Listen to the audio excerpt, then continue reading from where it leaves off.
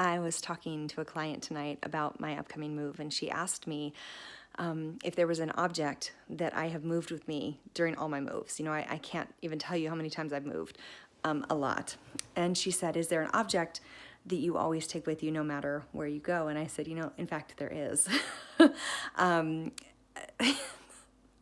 so when I moved away for the first time, I was probably, I started leaving for the summer when I was 14. And then by the time I was 19, I was actually moving away. And my mom, when I was leaving, she gave me this chicken.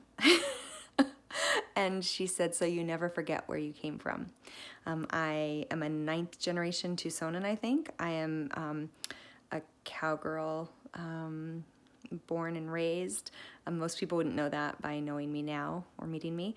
But I have old roots in Tucson and in this other world. And she gave me this chicken because she didn't ever want me to forget the ranch girl that I am at heart and will really always be, no matter what city I'm in or anything. And what's funny is I remember mentioning this to my mom, and her recollection might be different now, but she doesn't remember doing this. And this chicken is pristine. I've been gone, over 20 years, and this chicken is still perfect. Like, it looks like it could have just come out of the store.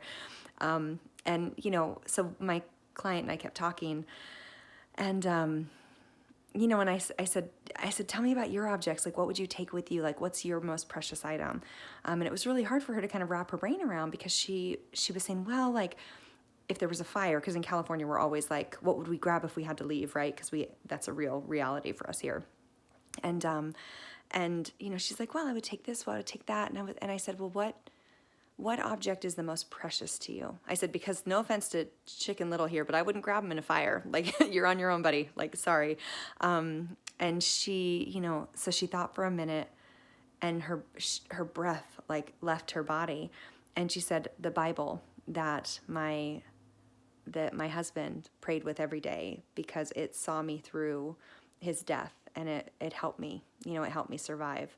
And she talked about, how it would open itself to a different page every night. She would open the Bible and it would just fall open to a different page, and it was what she needed to hear. And our most valuable and prized possessions are often not the most valuable possessions. I would take this chicken with me over my $300 blender any day of the week. I can buy another blender. I can't get another chicken. Can't get another little dude like this. In that precious moment with my mom, she couldn't buy another Bible that had seen her through. And I just, there's something so beautiful about that. And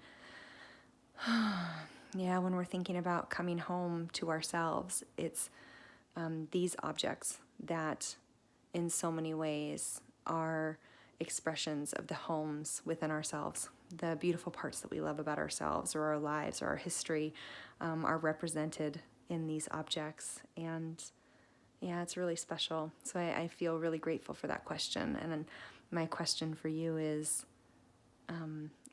what object is precious to you? Not what object would you grab in a fire, or what's the most valuable thing, or what did you work the hardest for, but what object do you own that is the most precious to you?